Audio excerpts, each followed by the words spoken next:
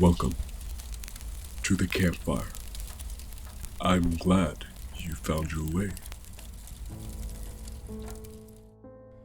The last few months have been hard, but the last couple days have been crazy. If one thing was certain, it was that I would take hard over crazy any day.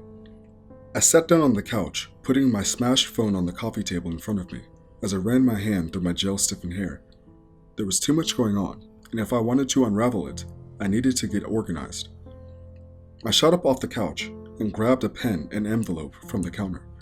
Inside the cream-colored envelope was the only reading material I had brought with me, and I had been meditating on it for days. It was from her, and it contained a letter she wrote to me before her death. I pulled the letter from the envelope and moved it to the side.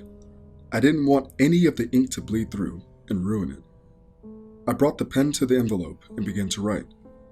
I needed to know what was happening, and to do that, I would have to organize my thoughts. I had too many questions whizzing around my head. When I had run out of paper, it felt like the list condensed my questions reasonably well. It didn't encompass everything, but it was a good start. Who or what Hulk smashed the goat? How did my phone end up next to the goat in the middle of a field I've never been to? How did my phone get smashed, and if it happened at the same time as the goat, why wasn't it covered in blood? Why does the voice that keeps me from sleeping sound so familiar? How did the rancher know about my mom's death? What was that swirl symbol on the footprint? Where had I seen that before? Who took a shower in my house? And if it was me, why can't I remember it? I pushed the envelope aside again and pulled the letter closer. The one I had read last night, the same one I had read almost every day since I received it. I wonder how long it would be like this. How long I would hold on to the rantings of a crazy lady simply because she gave birth to me. I mean, sure, once upon a time, she was a great mother, but then something happened. I can't really pinpoint when it happened, but I was younger than 10 because it was on my 10th birthday that she decided I had to die. The changes were slowly coming before then, like a wave-building mass in the middle of the ocean, just a swell. Luckily, it all came crashing down on my 10th birthday, and she had planned a party. When the guests caught sight of her attempted murder, it was stopped quite quickly. I wish I knew what it was that changed her, but I was confident of one thing by the end of it. Trying to kill your son disqualifies you for the Parent of the Year award. She had been getting a little more distant and hesitant with me, leading up to the party, but on the day of, she had put on her best face. That is, until she went to answer the door after all the guests had arrived. I don't know who was at the door, but when she returned from answering it, she was a different person altogether. Her eyes got wide and milky, and her eyelids seemed pinned wide open, and she was screaming something about black eyes as she tried to strangle me. I couldn't make much sense of it. Something about having the life choked out of you makes things blurry. The years after the attack, when I visited her, I never got many answers about what caused her to break. Much of the time, she was so sedated that there was little chance she even noticed I was there. There must have been moments she was more stable because she wrote me a few letters over the years, most of them like this one, speaking of hallucinations and hellish beings that walk the earth. She had even tried to convince me I was some sort of spawn. Maybe that's why she decided I needed to die all that time ago. It's too late to ask her now. If I had been able to speak with her when she was more lucid and alive, then maybe. But that chance has passed. Growing up, I had to move from place to place a lot. I needed a mother, a father, a family. But you get what you get, and there's no changing it. I was surprised, caught off guard when she passed away, even more shocked to find that she had any possessions at all. Apparently, her father had left her a house and some money in a trust. Most of the money had been drained, thanks to her choice lodging with 24/7 care and complimentary padded walls. Upon her death, though, it transferred to me. I was starting to rethink giving up my apartment in the city and moving out of the country for some peace and quiet now.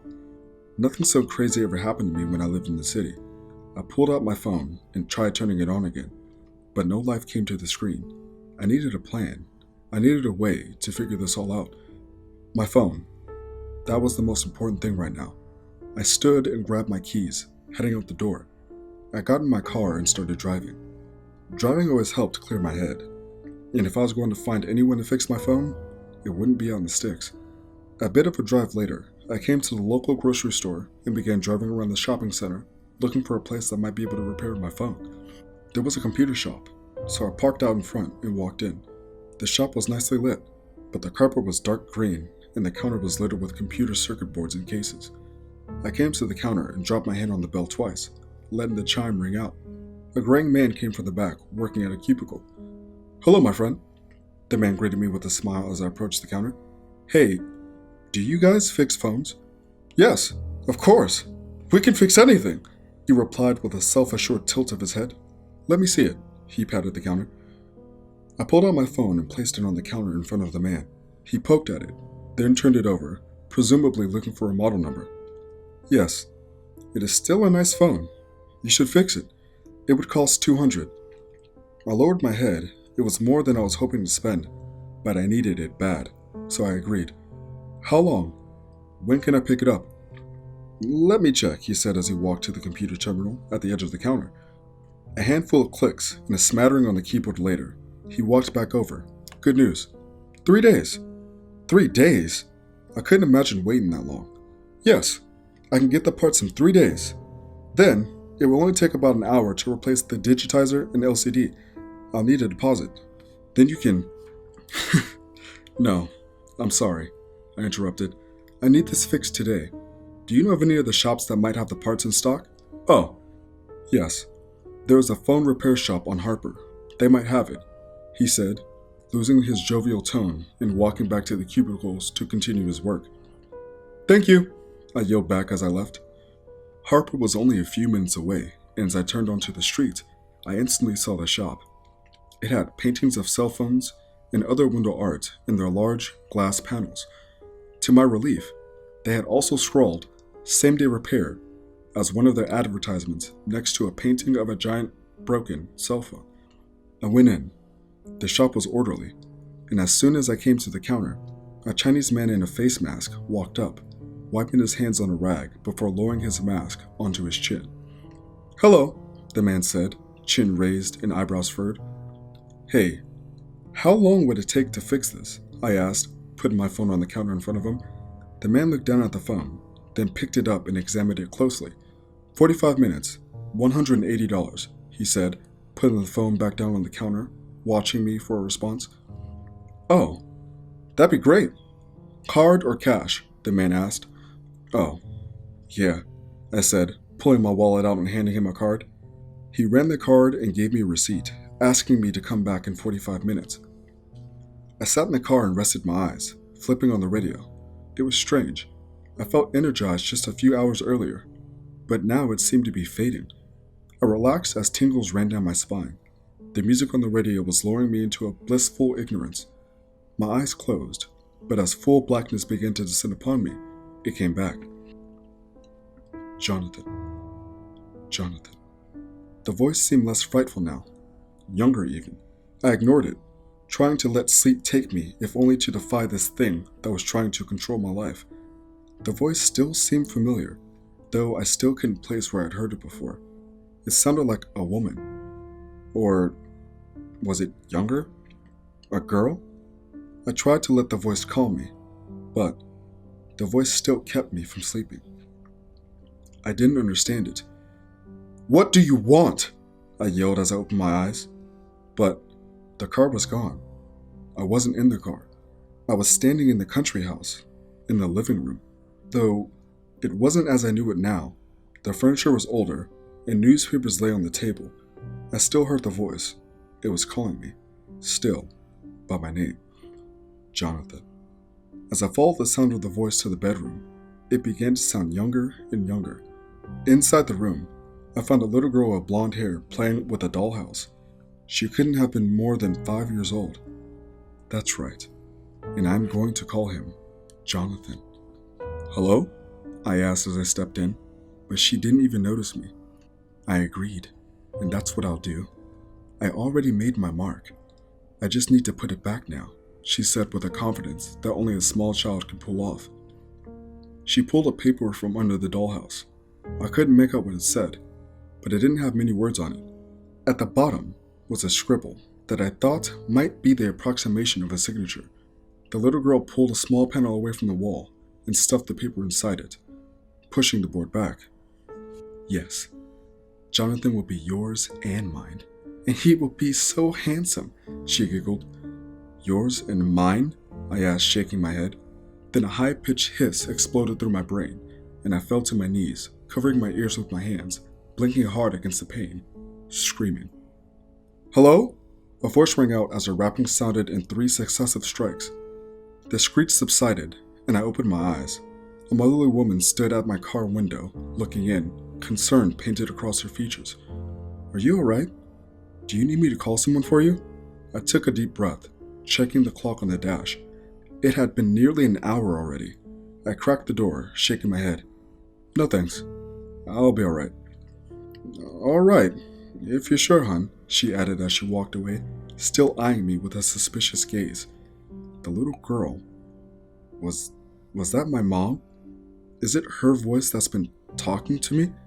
I mused as I stood from the car and entered the phone repair shop. The mask-wearing technician met me at the counter, eyeing me suspiciously. Extra! He demanded as he reached the counter. Extra? I asked, confused. Too hard. How did this break? He asked, putting the phone on the counter. I'm not sure. You have enemies? Extra $100. 100? Why? 2 other circuit board broken. And camera. I had to fix it all. This is not accident. You run over? I'm not sure. Sorry, I added as I pulled the card back out and handed it to him. The man produced a receipt for me, giving it to me with my phone. I hit the screen lock button to bring the phone to life and unlocked it. The battery was practically empty, but I could charge it on the drive back. My background had changed. It was a very dark picture with figures barely discernible. It was illuminated by the pre-sunrise light that shone over the hills in the background. The image had a small goat drinking from a stream, the same stream where the rancher had found the kid's body, destroyed. I got in my car, reeling as I drove back home. My phone went missing, and now there's a picture of the goat that was killed on it. Presumably, the picture was taken just before the goat was slaughtered. No, not slaughtered, mutilated. Could I have done it and not known? How is that possible? I didn't like it, but things were starting to add up. The shower, the gel. I had gotten myself clean somehow before I woke up, and at the same time had done much more, which necessitated the cleaning. No, I can't even take the sight of blood. Then there was the dream or vision or whatever it was I had in my car. Was that my mother when she was a child? What was that paper? She said Johnathan would be hers and yours. Who was she talking to? Has it been her all this time keeping me awake? Is her ghost haunting me? The sun was just beginning to set, the sky exploding hyper-pink across the horizon. As I came upon the country house, I parked and simply looked at it. It was rustic, raw, but did the ghost of my mother also haunt it? Or am I just going insane, as she did?